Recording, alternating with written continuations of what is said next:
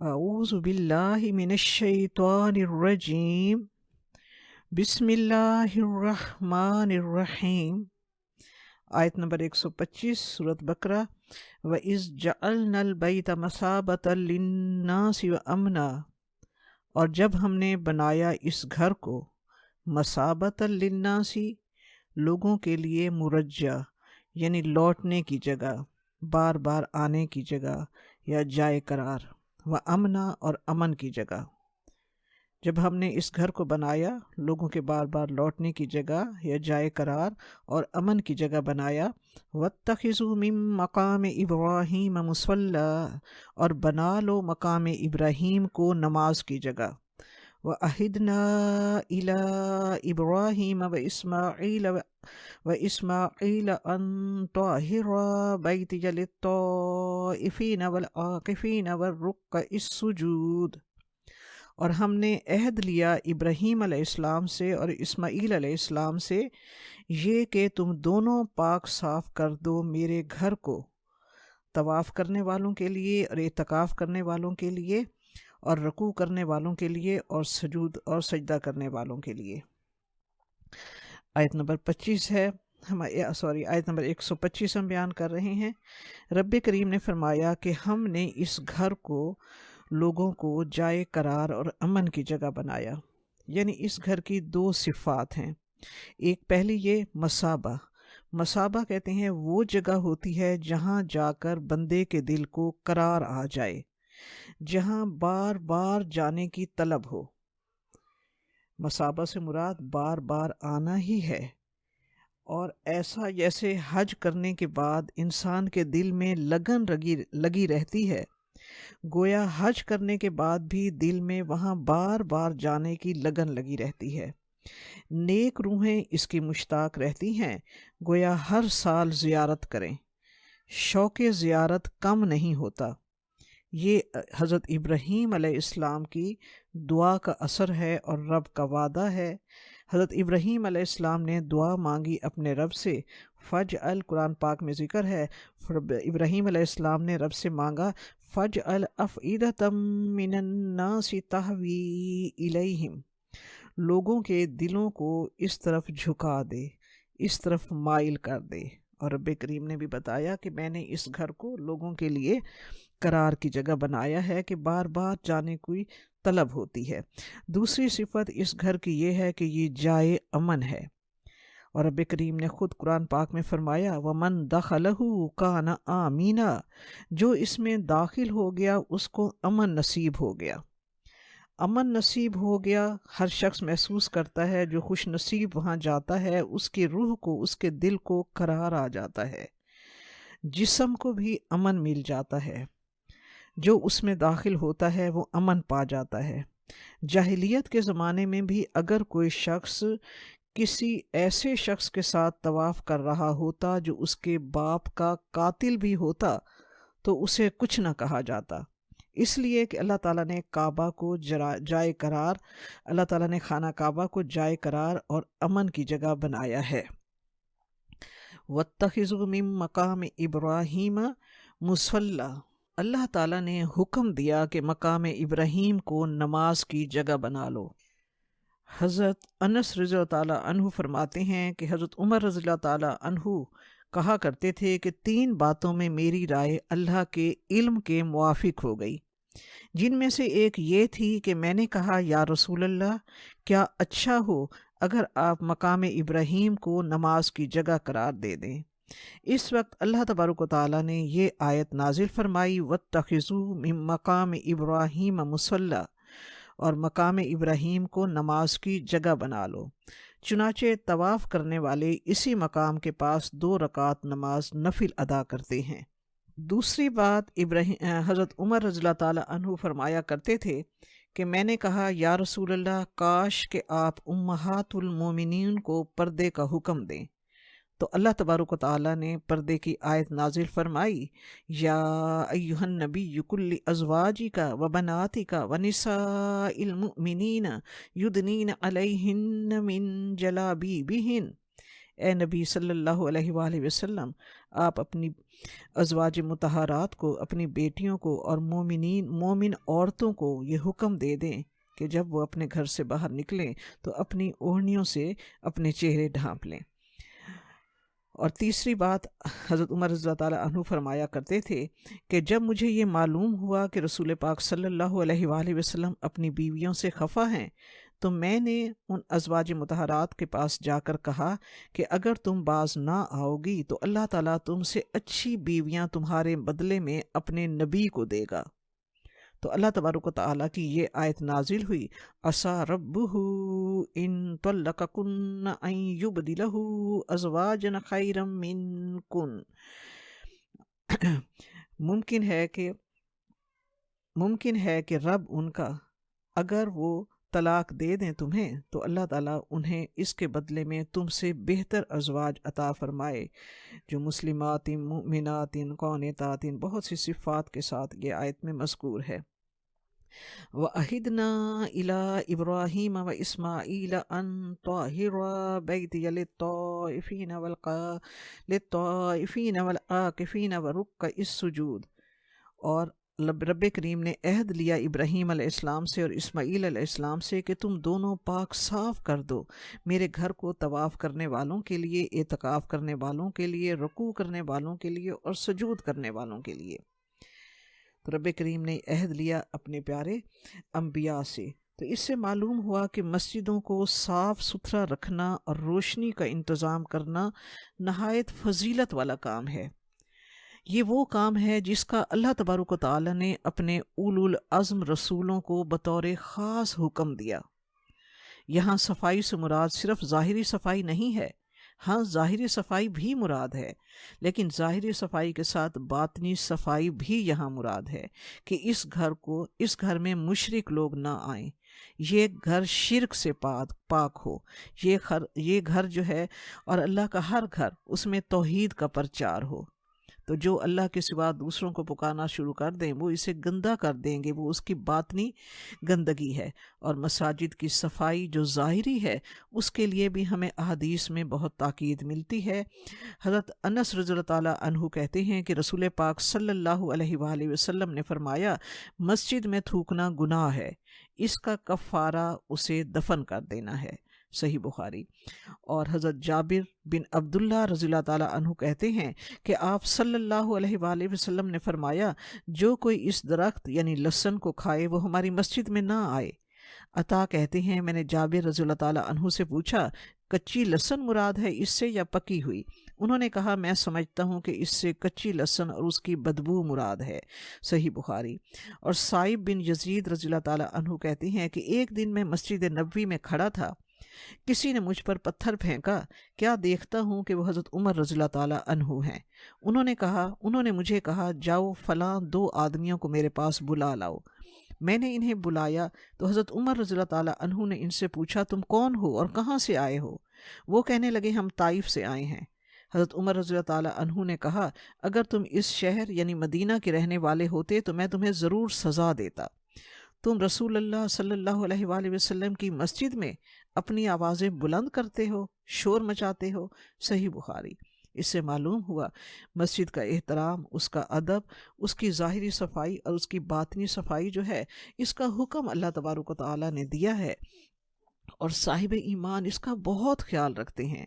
اور ان طاہرہ بیتیہ، اور خانہ کعبہ کو جو پاک صاف رکھنے کا حکم ہے، وہ یہ معجزہ آج ہم سب اپنی کھلی آنکھوں سے دیکھ رہے ہیں کہ لاکھوں کی تعداد میں لوگ طواف کر رہے ہوتے ہیں۔ اس طواف کے دوران بھی جس طرح صفائی کا انتظام میرے اللہ تبارک و تعالیٰ کے فضل اور اس کی رحمت سے جاری و ساری ہے، وہ یقیناً معجزہ ہے۔ لاکھوں کی تعداد میں وہاں لوگ موجود ہوتے ہیں، لیکن وہ گھر ظاہری صفائی سے بھی اور لبیک اللہم لبیک کی آوازوں کے ساتھ، باطنی صفائی کے ساتھ بھی وہ گھر مزین ہے آج تک، اور قیامت تک یہ اسی طرح انشاءاللہ مزین رہے گا۔ آیت نمبر 126، وَإِذْ قَالَ إِبْرَاهِيمُ رَبِّ اجْعَلْ هَٰذَا بَلَدًا آمِنًا وَارْزُقْ أَهْلَهُ مِنَ الثَّمَرَاتِ مَنْ آمَنَ مِنْهُمْ بِاللَّهِ وَالْيَوْمِ الْآخِرِ۔ قال ومن كفر فأمتعه قليلا ثم أضطره إلى عذاب النار وبئس المصير۔ اور جب کہا ابراہیم علیہ السلام نے کہ اے میرے رب، تو بنا دے اس شہر کو امن والی جگہ اور رزق دے اس کے رہنے والوں کو ان میں سے جو ایمان لائیں اللہ اور یوم آخرت پر، انہیں پھلوں کا رزق عطا کر۔ قال ومن کفر، رب کریم نے فرمایا جس نے کفر کیا ہے تو میں اس کو فائدہ اٹھانے دوں گا، قلیلا تھوڑا سا، یعنی دنیاوی فائدہ دوں گا، ثم اضطرہ الی عذاب النار، پھر میں اسے مجبور کر دوں گا یا میں اسے گھسیٹوں گا آگ کے عذاب کی طرف، وبئس المصیر، اور وہ بہت بری جگہ ہے لوٹنے کی۔ ابراہیم علیہ السلام دعا مانگ رہے ہیں، اور غور کیجئے دعا کیا ہے۔ رزق کی کثرت کی دعا مانگی جا رہی ہے، امن کی دعا مانگی جا رہی ہے۔ رزق کی کثرت کی دعا اس وقت مانگی جا رہی ہے جب مکہ ایک ریگستان کی سی کیفیت تھی، زمزم سے پہلے تو پانی کا قطرہ بھی نہ تھا، اور دعا کی کہ اللہ یہاں پھلوں کی بہتات عطا فرما دے۔ اور پھر امن مانگا اس جگہ جہاں دن میں بھی قافلے لٹ جایا کرتے تھے۔ اور پھر ہم یہ بھی غور کریں کہ رزق سے پہلے امن مانگا۔ اسلام میں سب سے زیادہ امن کی اہمیت ہے۔ امن نہیں ہوگا تو رزق بھی نہیں ہوگا۔ جب بد امنی ہوگی تو باہر نکلنا مشکل ہوگا، تو رزق کیسے کمایا جائے گا؟ رسول پاک صلی اللہ علیہ وآلہ وسلم نے جب حاتم طائی کے بیٹے عدی حاتم سے ایمان لانے کا سوال کیا تو اس نے کہا، یا رسول اللہ ہمیں کیا ملے گا؟ آپ صلی اللہ علیہ وآلہ وسلم نے پہلے رزق کی بہتات کا ذکر کیا کہ رزق بے تحاشا ملے گا، اور پھر فرمایا کہ دیکھو اب تو قافلے لوٹ جاتے ہیں، جو باہر نکلتا ہے لوٹ لیا جاتا ہے، پھر ایسا ہوگا کہ صنعا سے حضرموت تک قافلہ کیا اکیلا انسان بھی باہر نکلے گا اور اسے اللہ کے سوا کسی کا ڈر نہیں ہوگا۔ اور اللہ تبارک و تعالیٰ نے یہ دن دنیا کو دکھائے۔ تو ابراہیم علیہ السلام نے سب سے پہلے مکہ کے لیے امن مانگا، رب اجعل ھذا بلدا آمنا وارزق اہلہ من الثمرات۔ پہلے امن مانگا، پھر رزق مانگا، اور یہ اس وقت مانگا جب ان دونوں نعمتوں کے ملنے کے دور دور تک ظاہری اسباب نہیں تھے۔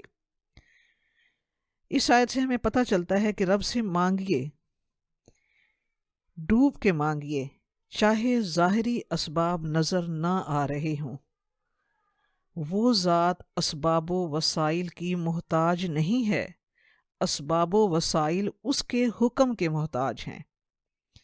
رب نے دعا قبول کی، آج ہر آنکھ دیکھ سکتی ہے کہ کیا پھلوں کی بہتات ہے اور کیا امن ہے۔ ہم یہاں اس آیت میں دیکھتے ہیں کہ ابراہیم علیہ السلام نے جب رزق مانگا تو احتیاط سے کام لیتے ہوئے ساتھ یہ الفاظ ساتھ بیان کیے، من آمن منہم باللہ والیوم الآخر، کہ رب کریم اس شہر کے رہنے والوں میں سے جو تجھ پر ایمان لائے اور یوم آخرت پر ایمان لائے اسے پھلوں کی کثرت کا رزق دے۔ تو ابراہیم علیہ السلام نے یہ چیز احتیاطاً خود اپنی طرف سے فرمائی، کیونکہ پہلے جب انہوں نے کہا کہ کیا میری اولاد کے لیے بھی امامت کا وعدہ ہے، تو رب کریم نے فرمایا لا ینال عہد الظالمین، تو ظالموں کے لیے امامت کا وعدہ نہیں ہے۔ تو وہاں رب کریم نے فرمایا کہ صالحین کے لیے امامت کا وعدہ ہے، ظالموں اور گناہ گاروں کے لیے نہیں ہے۔ تو اب ابراہیم علیہ السلام نے احتیاط سے کام لیتے ہوئے خود فرمایا کہ رب جو تجھ پر اور یوم آخرت پر ایمان لائیں انہیں پھلوں کی کثرت دے۔ تو رب نے کیا خوبصورت جواب دیا، قال ومن کفر فامتعہ قلیلا، کہ جو میری ذات کا انکار بھی کرے گا اسے بھی میں دنیاوی فائدوں سے مالا مال کر دوں گا، کیونکہ دنیا کا رزق جو ہے اس کے لیے ایمان شرط نہیں ہے۔ رب کفار کو بھی رزق دیتا ہے، رب مومنوں کو بھی رزق دیتا ہے، وہ رازق ہے سب کا، کیونکہ رزق بھی ایک امتحان ہے۔ وہ رزق کی کثرت دے کر اور بعض اوقات رزق نہ دے کر امتحان لیتا ہے۔ پھر رب کفار کو جب رزق کی کثرت دیتا ہے اور وہ اس دینے والے کا پھر بھی، اس دینے والے کی معرفت انہیں پھر بھی نہیں نصیب ہوتی، اس دینے والوں کا شکر اسے پھر بھی نصیب نہیں ہوتا، اس دینے والے پر اگر ایمان پھر بھی انہیں نصیب نہیں ہوتا، ثم اضطرہ الی عذاب النار، تو پھر میں انہیں گھسیٹوں گا آگ کے عذاب کی طرف۔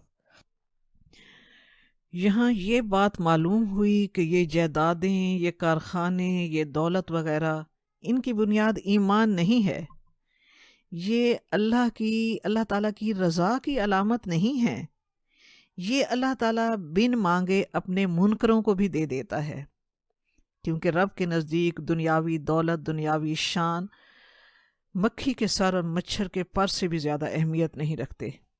رب کے نزدیک جو چیز قیمتی ہے وہ ایمان ہے، رب کی محبت ہے، ہدایت ہے۔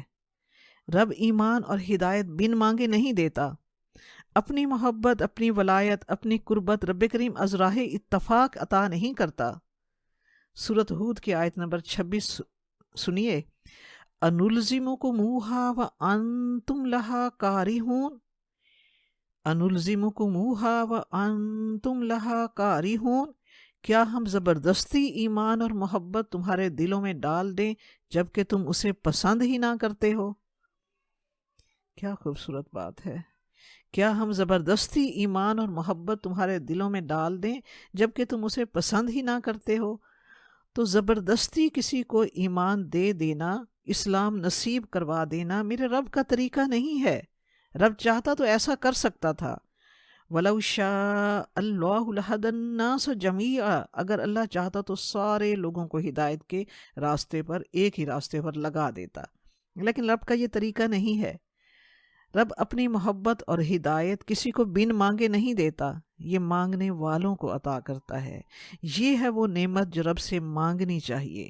پر 127، وَإِذْ يَرْفَعُ إِبْرَاهِيمُ الْقَوَاعِدَ مِنَ الْبَيْتِ وَإِسْمَاعِيلُ، اور جب اٹھا رہے تھے، بلند کر رہے تھے ابراہیم علیہ السلام اور اسماعیل علیہ السلام خانہ کعبہ کی بنیادیں، ربنا تقبل منا، اے ہمارے رب قبول فرما ہم سے، انک انت السمیع العلیم، بے شک تو سننے والا اور جاننے والا ہے۔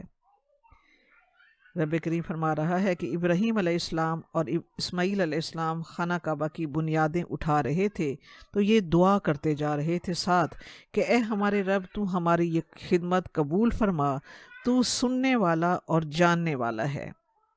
یعنی ہم نیکی کا بھی کوئی کام کریں تو رب سے ضرور ڈوب کے مانگیں، رب تو یہ قبول فرما دے۔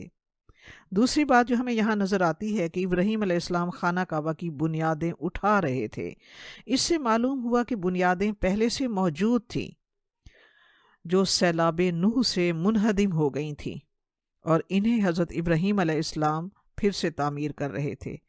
روایات میں آتا ہے کہ خانہ کعبہ 10 بار تعمیر ہوا۔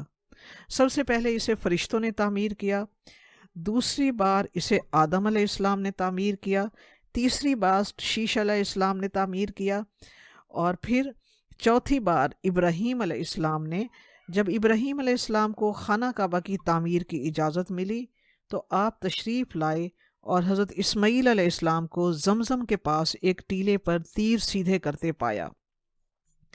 حضرت اسماعیل علیہ السلام باپ کو دیکھ کر کھڑے ہوئے، با ادب ملے تو حضرت ابراہیم علیہ السلام نے فرمایا، اے اسماعیل، مجھے اللہ تعالیٰ کا ایک حکم ہوا ہے۔ حضرت اسماعیل علیہ السلام نے فرمایا، ابا جان، جو حکم ہوا ہے اس کی تعمیل فرمائیے۔ فرمایا، بیٹا تمہیں بھی میرا ساتھ دینا ہوگا۔ اسماعیل علیہ السلام نے جواب دیا، میں حاضر ہوں۔ کہا، اس جگہ اللہ تعالیٰ کا ایک گھر بنانا ہے۔ بیٹے نے جواب دیا، بہت بہتر۔ اب باپ اور بیٹا دونوں نے بنیادیں اونچی کیں اور دیواریں کھڑی کرنا شروع کی۔ حضرت اسماعیل علیہ السلام پتھر لا لا کر دیتے جاتے تھے اور حضرت ابراہیم علیہ السلام چنتے جاتے۔ جب دیواریں قدری اونچی ہو گئیں تو اسماعیل علیہ السلام یہ پتھر جو مقام ابراہیم پر نصب ہے، یہ پتھر لائے اور اس اونچے پتھر پر کھڑے ہو کر حضرت ابراہیم علیہ السلام نے دیواریں بلند کی۔ اس سلسلے میں حضرت علی رضی اللہ تعالیٰ عنہ سے جو روایت ہے اس میں یہ بھی ذکر ہے کہ ابراہیم علیہ السلام جب بیت اللہ شریف کے قریب پہنچے بنیادیں اٹھانے کے لیے تو انہوں نے اپنے سر پر ایک بادل ملاحظہ فرمایا، جس میں سے ایک آواز آئی، اے ابراہیم، جہاں جہاں تک اس بادل کا سایہ ہے وہاں وہاں تک زمین بیت اللہ میں لے لو۔ یہ ہے چوتھی بار جب حضرت ابراہیم علیہ السلام نے اسے تعمیر کیا۔ پانچویں بار قوم عمالقہ نے اسے تعمیر کیا، چھٹی بار قبیلہ جرہم نے، ساتویں بار قصا بن کلاب نے جو آپ صلی اللہ علیہ وآلہ وسلم کے جد امجد ہیں، اور آٹھویں بار قریش نے آپ صلی اللہ علیہ وآلہ وسلم کی بعثت سے پہلے جب حتیم والی جگہ چھوڑی گئی اور جب ہجر اسود کو نصب کرنے کا جھگڑا کھڑا ہوا اور آپ صلی اللہ علیہ وآلہ وسلم کی سمجھ بوجھ اور حکمت سے وہ جھگڑا بخوبی اس کا حل آپ صلی اللہ علیہ وسلم کی ذات مبارکہ کی وجہ سے نکل آیا۔ نویں بار حضرت عبداللہ بن زبیر رضی اللہ تعالیٰ عنہ نے اپنے دور خلافت میں، اور 10ویں بار حجاج بن یوسف نے اسے تعمیر کیا، اور آج تک مسلمان بادشاہ اس کی مرمت اور توسیع میں بڑھ چڑھ کر حصہ لیتے ہیں، اور یہ سلسلہ ہنوز جاری ہے۔ آیت نمبر 128 ہے ہمارے پاس، ربنا وجعلنا مسلمین لک ومن ذریتنا امتا مسلمتا لک وارنا مناسکنا وتب علینا انک انت التواب الرحیم۔ اے ہمارے رب ہمیں بنا، اے ہمارے رب ہم دونوں کو اپنا فرما بردار بنا، اور ہماری اولاد کو ایک فرما بردار امت بنا، اور ہمیں سکھا حج کے طریقے، وتب علینا، اور ہماری توبہ قبول فرما، انک انت التواب الرحیم، بے شک تو توبہ قبول کرنے والا اور رحم کرنے والا ہے، بے شک تو توبہ قبول کرنے والا اور رحم کرنے والا ہے۔ حضرت ابراہیم علیہ السلام، حضرت اسماعیل علیہ السلام خانہ کعبہ کو تعمیر کر رہے ہیں، ساتھ ساتھ اللہ تبارک و تعالیٰ کے حضور صدق کے دل سے دعائیں مانگ رہے ہیں۔ اب یہ وہی دعاؤں کا تسلسل جاری ہے۔ اس کے بعد وہ کہتے ہیں، پہلے انہوں نے کہا رب، اے ہمارے رب ہم سے ہماری یہ خدمت قبول فرما۔ اس کے بعد انہوں نے دعا کی، اے ہمارے رب ہم دونوں کو تو اپنا فرما بردار بنا، سچا مسلمان بنا، اور ہماری اولاد میں سے ایک امت کھڑی کر جو تیری اطاعت گزار ہو۔ رب نے دعا قبول فرمائی۔ حضرت یعقوب علیہ السلام کی نسل سے قوم بنی اسرائیل نکلی، اور حضرت اسماعیل علیہ السلام کی نسل سے حضرت محمد صلی اللہ علیہ وآلہ وسلم مبعوث ہوئے اور امت محمدی ہوئی۔ وَأَرِنَا مَنَاسِكَنَا تُبْ عَلَيْنَا، مناسک کا لفظ جو ہے عموماً حج کے آداب، ارکان اور قربانی کے احکام کے لیے استعمال ہوتا ہے، اگرچہ اس کے وسیع مفہوم میں عبادت کے سب طریقے شامل ہیں۔ دعا مانگی کہ رب کریم ہمیں اپنی عبادت کے طریقے سمجھا دے، ہم تیرے راستے میں تیری عبادت کیسے کریں کہ وہ قبولیت کا درجہ پا لے، ہمیں اپنا شکر گزار بنا، اور ان کاموں کی انجام دہی میں جو غلطیاں ہم سے ہوں رب کریم تو ہمیں معاف فرمانا، اور یقیناً تو معاف فرمانے والا ہے۔ آیت نمبر 129 ہے، ربنا وابعث فیہم رسولا منہم یتلو علیہم آیاتک ویعلمہم الکتاب والحکمت ویزکیہم انک انت العزیز الحکیم۔ اے ہمارے رب، اور بھیج ان میں ایک رسول کہ وہ پڑھے ان پر تیری آیات، اور وہ انہیں تعلیم دے کتاب کی اور حکمت اور دانائی کی، اور انہیں کا تزکیہ کرے، بے شک تو غالب اور حکمت والا ہے، بے شک تو غالب اور حکمت والا ہے۔ تو غور کیجئے کہ پہلے دعا مانگی اپنے لیے، اپنی اولاد کے لیے، کہ رب کریم ہم سے یہ کام قبول فرما، ہمیں اپنا فرما بردار بنا، پھر اپنی نسل کے لیے کہ اسے اپنی فرما بردار امت بنا، اور پھر اس کے بعد اللہ تعالیٰ سے ایک ایسے جلیل القدر رسول کی بعثت کی دعا کی جا رہی ہے کہ ان میں ایک ایسا رسول مبعوث فرما جس کا دامن رحمت اتنا کشادہ اور اتنا وسیع ہو کہ ہر خاص و عام اس سے فائدہ اٹھا سکے۔ اللہ تبارک و تعالیٰ نے یہ دعا قبول فرمائی۔ مسند احمد میں ہے کہ آپ صلی اللہ علیہ وآلہ وسلم نے فرمایا، میں تمہیں اپنا ابتدائی امر بتاؤں؟ میں اپنے باپ ابراہیم علیہ السلام کی دعا ہوں، حضرت عیسیٰ علیہ السلام کی بشارت ہوں اور اپنی ماں کا خواب ہوں۔ دعا یہی، یہ جو آیت ہم پڑھ رہے ہیں کہ حضرت ابراہیم علیہ السلام نے دعا مانگی، بشارت عیسیٰ علیہ السلام کی جو انہوں نے بنی اسرائیل میں خطبہ پڑھتے ہوئے صاف آپ صلی اللہ علیہ وسلم کا نام بھی لیا اور فرمایا لوگوں میں تم میں اللہ کا رسول ہوں اور اپنے سے پہلی کتاب تورات کی تصدیق کرتا ہوں اور میرے بعد آنے والے نبی جس کا نام احمد ہوگا اس کی بشارت دیتا ہوں۔ اور آپ صلی اللہ علیہ وآلہ وسلم نے فرمایا میری ماں نے خواب دیکھا کہ ان کے بطن سے ایک نور نکلا جس سے شام کے محل چمک اٹھے۔ یہ دعائیں تھیں ابراہیم علیہ السلام کی، غور کیجئے۔ ابراہیم علیہ السلام کی دعاؤں کی ترتیب پر غور کیجئے کہ کیا مانگا جا رہا ہے، تو احساس ہوگا کہ مانگنے کی چیزیں تو یہی ہیں۔ سب سے پہلے امن مانگا، رب اجعل ھذا بلدن آمنا۔ پھر رزق مانگا، وارزق اہلہ من الثمرات۔ پھر اطاعت الہی مانگی، وجعلنا مسلمین لک، ہمیں اپنا اطاعت گزار بنا۔ ساتھ مانگا صرف ہمیں نہیں، میری نسلوں میں سے بھی، ومن ذریتنا امتا مسلمتا لک، اور ہماری اولاد کو ایک فرما بردار امت بنا۔ اور پھر اللہ ہی سے مانگا وَأَرِنَا مَنَاسِكَنَا وَتُبْ عَلَيْنَا، ہمیں عبادت کے طریقے سمجھا۔ پھر اللہ سے فرمایا کہ رب اس میں جو غلطیاں ہو جائیں تو ہمیں معاف فرما دے۔ ان سب چیزوں کے بعد کیا مانگا، ربنا وابعث فیہم رسولا منہم یتلو علیہم، یعنی اس کے بعد کیا مانگا جا رہا ہے کہ رب کریم ان میں ایک رسول بھیج جو تمام بنی نوع انسان کی تعلیم و تربیت اور تزکیہ کے لیے ایک مستقل نظام تا قیامت چلا دے۔ اس دعا سے ہمیں انبیاء کے بنیادی کام معلوم ہوتے ہیں۔ پتہ چلتا ہے کہ نبی کا پہلا کام یتلو علیہم آیاتی کا، تیری کتاب کی تعلیم دے، یعنی کتاب کو پڑھ کر سنائے۔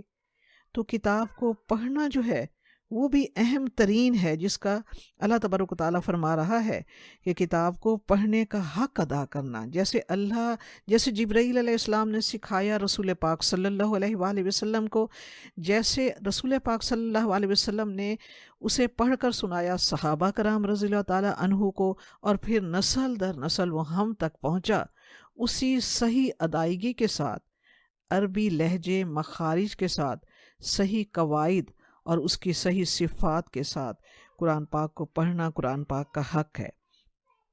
پھر دوسرا کام وَيُعَلِّمُهُمُ الْكِتَابَ وَالْحِكْمَةَ، دوسرا کام صرف کتاب پڑھنا ہی نہیں سکھانا، بلکہ اس کتاب میں موجود حکمت کی تعلیم دینا۔ حکمت سے مراد ہے دین کی سمجھ بوجھ، حکمت سے مراد ہے صحیح کام صحیح وقت پر صحیح طریقے سے کرنا، حکمت سے مراد ہے آسان الفاظ میں قرآن پاک کا صحیح فہم عطا کرنا، یعنی قرآن پاک کا ایسا فہم انسان کے وجود میں اتر جائے جس کو جاننے کے بعد انسان اللہ تعالیٰ کے قرآن پاک میں موجود ان احکام کی ایسے تعمیل کرے جیسے قرآن پاک نازل کرنے والے کا منشا ہے۔ آسان الفاظ میں ہم کہیں گے کہ حکمت سے مراد آپ صلی اللہ علیہ وآلہ وسلم کی سنت مبارکہ اور سیرت طیبہ ہے۔ وَيُزَكِّيهِمْ، تزکیہ کا مطلب ہے پاک کرنا، سنوارنا، یعنی دل کے برتن کو پاک کرنا، وجود کے سانچے کو پاک کرنا۔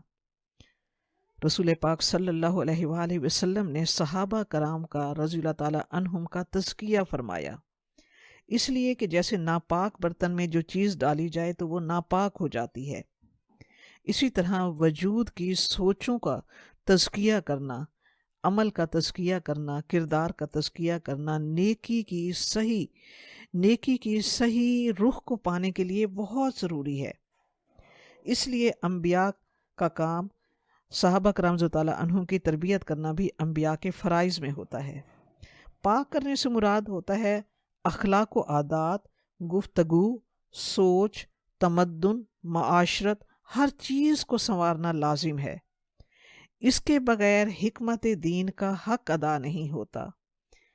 اس کے بغیر قرآن پاک کا صحیح فہم وجود میں اتر کر پھر وہ عمل کے سانچے میں ایسے نہیں ڈھلتا جیسے قرآن پاک نازل کرنے والے کا منشا ہوتا ہے۔ یہ بالکل ایسے ہی ہے جیسے کسان زمین میں بیج بونے سے پہلے زمین کو نرم کرتا ہے۔ کسان زمین میں بیج بونے سے پہلے زمین کو نرم کرتا ہے، صاف کرتا ہے، پانی لگانے کے بعد پانی نکلنے کے تمام راستے بند کرتا ہے، بیج بوتا ہے، پھر جو جھاڑ جھنکار اگ آتا ہے اسے صاف کرتا ہے، پھر کھڑی فصل پر کیڑے مکوڑوں کے حملے سے بچنے کے لیے سپرے کرتا ہے تاکہ طاقتور فصل اگ سکے اور پودا بڑا ہو کر طاقت پکڑ سکے۔ سوچئے، اگر کسان یہ سب کام کیے بغیر صرف زمین میں بیج ڈال دے تو کیا وہ خوبصورت بڑا پودا بن کر سب کو وہ فائدہ پہنچا سکے گا جو بھری پوری سرسبز و شاداب فصلیں اور تناور درخت انسان کو فائدہ پہنچاتے ہیں؟ اگر ایسا کیا جائے تو بیج تو اندر ہی گل کر ختم ہو جائے گا۔ اللہ تعالیٰ کا رسول بھی اسی طرح انسانوں میں جو فاسد اور منفی عناصر ہوتے ہیں انہیں دور کر کے ان کی شخصیت میں ایک روحانی قوت پیدا کرتا ہے۔ اللہ کا رسول اسی طرح انسانوں میں جو فاسد اور منفی عناصر ہوتے ہیں، جو منفی سوچیں ہوتی ہیں، ان کو دور کر کے شخصیت میں ایک روحانی قوت پیدا کرتا ہے تاکہ اللہ تعالیٰ کی کتاب اور اس کے احکام پر عمل کرنا آسان ہو جائے، تاکہ وہ روحانی قوت پروان چڑھے کہ اللہ تعالیٰ کا قرب حاصل کرنے میں کامیابی ہو سکے۔ نمبر 130 اور 131 کو ہم اکٹھا لیں گے۔ وَمَن يَرْغَبُ عَن مِّلَّةِ إِبْرَاهِيمَ إِلَّا مَن سَفِهَ نَفْسَهُ، اور کون منہ موڑے گا ملت ابراہیم سے سوائے اس کے جس نے اپنے آپ کو بے وقوف بنایا۔ وَلَقَدِ اصْطَفَيْنَاهُ فِي الدُّنْيَا، اور بے شک ہم نے اسے چن لیا دنیا میں۔ وَإِنَّهُ فِي الْآخِرَةِ لَمِنَ الصَّالِحِينَ، اور آخرت میں وہ نیکوکاروں میں سے ہیں۔ آیت نمبر 131، اِذْ قَالَ لَهُ رَبُّهُ أَسْلِمْ، جب کہا اس کو اس کے رب نے کہ سر جھکا دے۔ قَالَ أَسْلَمْتُ لِرَبِّ الْعَالَمِينَ، ابراہیم علیہ السلام نے فرمایا میں نے سر جھکا دیا تمام جہان والوں کے رب کے لیے۔ وَمَن يَرْغَبُ عَن مِّلَّةِ إِبْرَاهِيمَ، یہاں ملت سے مراد ایسا نظام زندگی ہے جس کی بنیاد مخصوص عقائد پر ہو۔ ملت ابراہیمی کیا ہے؟ توحید ہے، جس کی بنیاد توحید پر ہے۔ ہم پڑھتے ہیں قرآن پاک میں، انہوں نے فرمایا، ابراہیم علیہ السلام نے فرمایا انی وجہت وجہی للذی فطر السماوات والارض حنیفا وما انا من المشرکین، میں نے جھکا دیا اپنا چہرہ اس ہستی کے سامنے جو بنانے والا ہے تمام آسمانوں اور زمین کو یک رخ ہو کر، اور نہیں میں مشرکین میں سے۔ ملت ابراہیمی دین فطرت ہے، ملت ابراہیمی توحید ہے، ملت ابراہیمی دیناً حنیفہ ہے، یکسو ہو کر صرف وحدہ لا شریک کے لیے اپنے آپ کو وقف کر دینا۔ یہ وہ خوبصورت ملت ہے، یہ وہ خوبصورت دین ہے جس کا حضرت آدم علیہ السلام سے لے کر رسول پاک صلی اللہ علیہ وآلہ وسلم تک تمام انبیاء جس کا پیغام لائے۔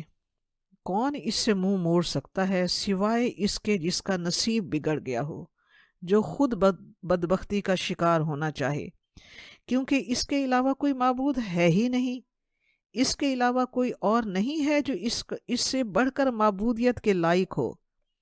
عقل مند وہی ہے جو ظاہری نفع نقصان سے آگے ہمیشہ کے اور دائمی زندگی کے فائدے پر نظر رکھے اور اللہ کے بتائے ہوئے دین اسلام کا پیروکار رہے۔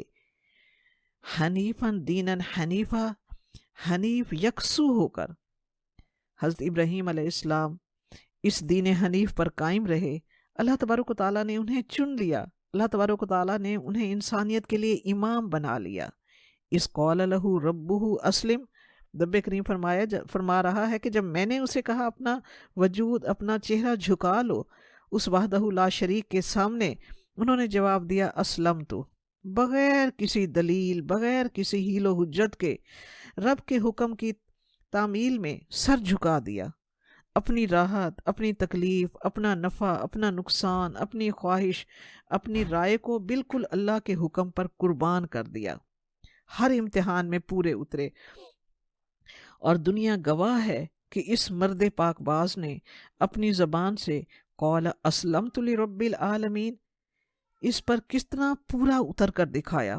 مشکل سے مشکل امتحان آئے مگر ابراہیم علیہ السلام نے خود سپردگی کی وہ مثال قائم کی کہ آسمان کے فرشتوں کو بھی حیرت میں ڈال دیا۔ تصور میں لائیے، نار نمرود بھڑک رہی ہے، منجنیق میں حضرت ابراہیم علیہ السلام کو بٹھا دیا گیا ہے، منجنیق تیزی سے آگ کی طرف بڑھ رہی ہے۔ جبرائیل علیہ السلام حاضر ہو کر عرض کرتے ہیں، حل لک حاجہ، کوئی ضرورت، کوئی حاجت ہے تو مجھے بتائیں۔ ابراہیم علیہ السلام نے جواب دیا، اما الیک فلا، تجھ سے کوئی حاجت نہیں، یعنی اپنے اور رب کے درمیان کوئی واسطہ، کوئی تیسرا نہیں۔ جبرائیل علیہ السلام نے فرمایا، فاسألوا ربک، اپنے رب سے سوال کیجئے۔ جواب دیا، حسبی من سؤالی علمہ بحالی، جب وہ جانتا ہے تو مجھے عرض کرنے کی ضرورت کیا ہے؟ وہ سمیع علیم ہے، وہ بصیر ہے، وہ رب ہے۔ اسلمت، میں نے جھکا دیا اپنے آپ کو، اور بے خطر کود پڑا آتش نمرود میں عشق۔ عقل ہے محو تماشائے لبے بام ابھی،